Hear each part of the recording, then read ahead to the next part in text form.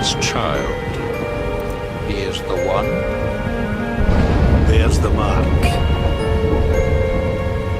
There's no mistaking it.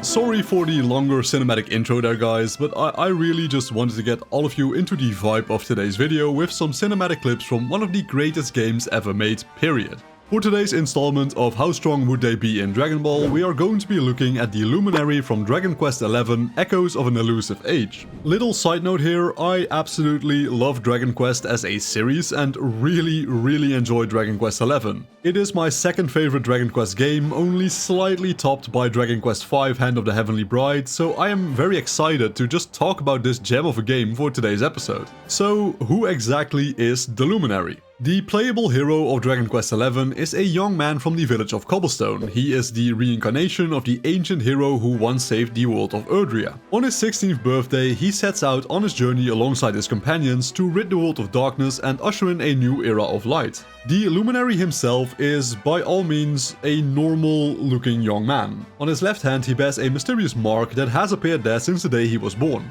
This mark proves that he is in fact the one chosen by Yggdrasil herself to embark on this dangerous quest. The Luminary was, for better or worse, born into a great destiny, said to be the reincarnation of a great hero who saved the world in the past. And just like this hero of yore, he sets out to fulfill the destiny that he has been given. Throughout the progression of the game, the Luminary unlocks many forms of combat and just as many spells and abilities to fight against his enemies. For those who might not know, the world of Dragon Quest is typically a medieval style world filled with magic, weapons like swords, whips, spears, flails, rods, etc. All of these things are commonplace there. It's kind of like a medieval vibe in general. But Dragon Quest has dozens of unique and recognizable spells you can use as you assume the role of the protagonist of the game's story. Dragon Quest XI also has this same system in place for the Luminary. So let's take a look at how strong he is in his own universe, shall we? Spoilers might be coming up, so be advised.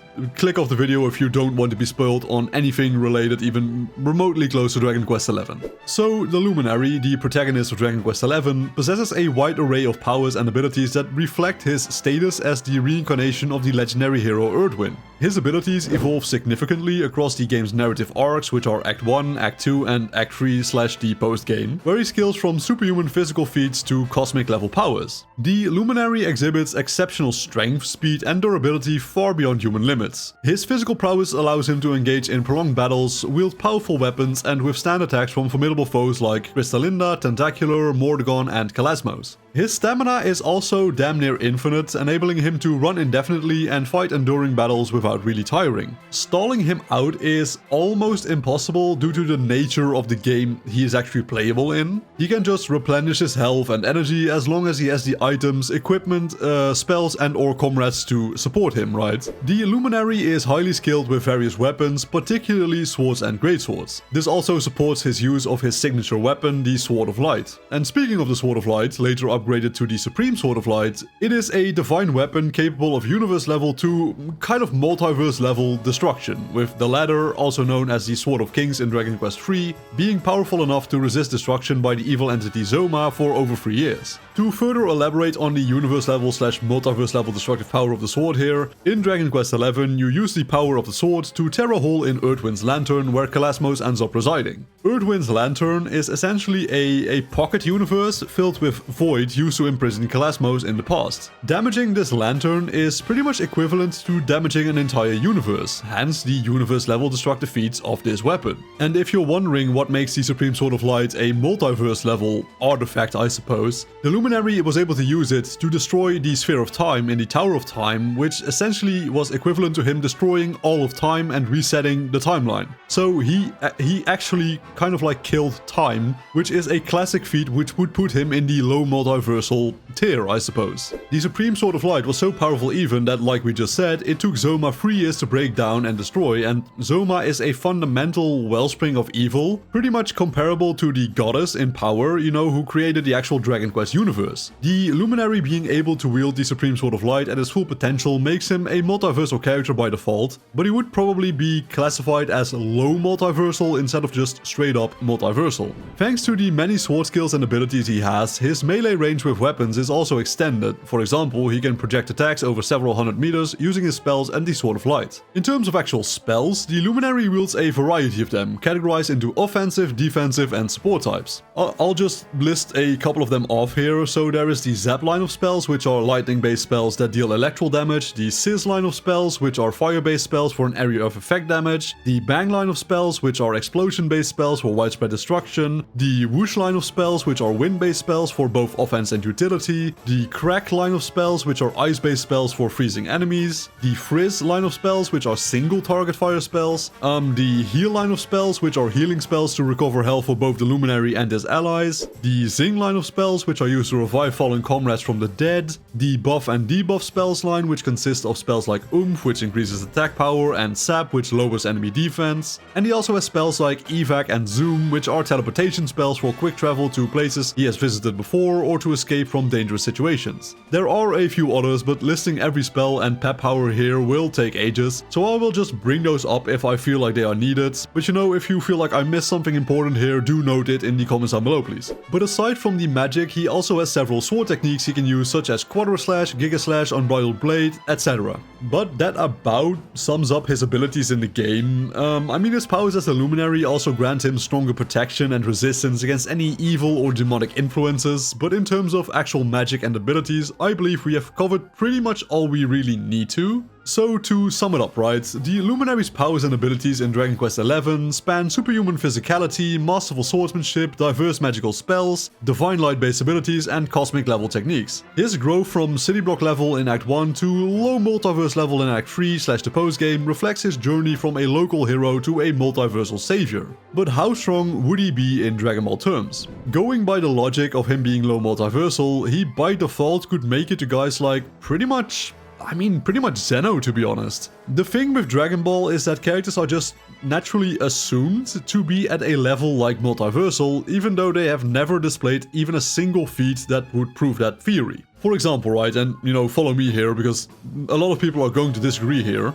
but take Jiren and Goku from the Tournament of Power. People generally accept that both of these guys are multiversal, but like, where are the feats that support this? The last time Goku's destructive power was mentioned, and correct me if I'm wrong on this one, was when he fought Beerus during the Battle of Gods arc. And that was the power of Goku and Beerus colliding, not just Goku's power. And they were stated to be able to shake the universe, so that would make them universal. And after this, Goku has not really shown a single feat that even remotely implies that they are multiversal, but people still swear they are. It's a bit of a tricky, weird situation, because even though I think that most of Dragon Ball, if not all of Dragon Ball, pretty much caps at universal, there's a lot of people who will argue me to death that they are multiversal, but I have not seen Goku destroying time, or I've not seen Goku straight up destroying space or something like that. I have not seen him actually do something that would make him multiversal. But you know, by the rules of scaling, the Luminary would beat both UI Goku and Jiren in terms of actual straight up power feats. And he also has, you know, some pep powers that straight up make him invulnerable or just make his allies incredibly strong, and he has a spell called Poof, and just for context, this spell can just insta-kill something when it hits, like straight up just insta-winning. The Luminary might not look as buff as our Dragon Ball boys, but you pretty much have to be stronger than, I want to say, somebody like Zeno to be able to realistically win against him. For context, him damaging Kalasmos, a multiversal entity on the level of the goddess who created the entire Dragon Quest universe, is pretty much akin to Goku damaging Zeno. Now, I don't know about you guys, but I do not see Goku putting a single scratch on Zeno, for example. His complete package of skills makes him incredibly busted, but there is one way to admittedly beat him pretty easily. If you can get him away from the Supreme Sword of Light, he drops to pretty much a city level guy at best. All of his universal and multiversal feats stem from him having the sword. But that's easier said than done, since he can just jump from the Earth to outer space in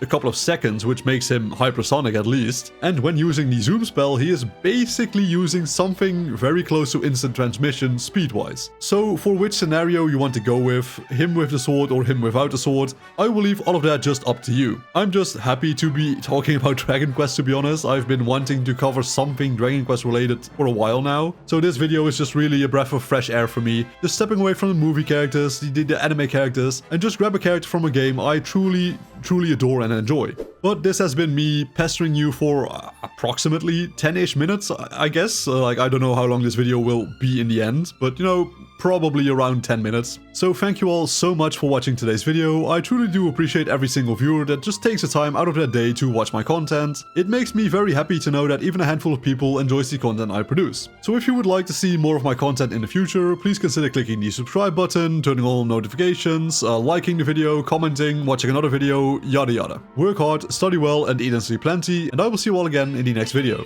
Peace out.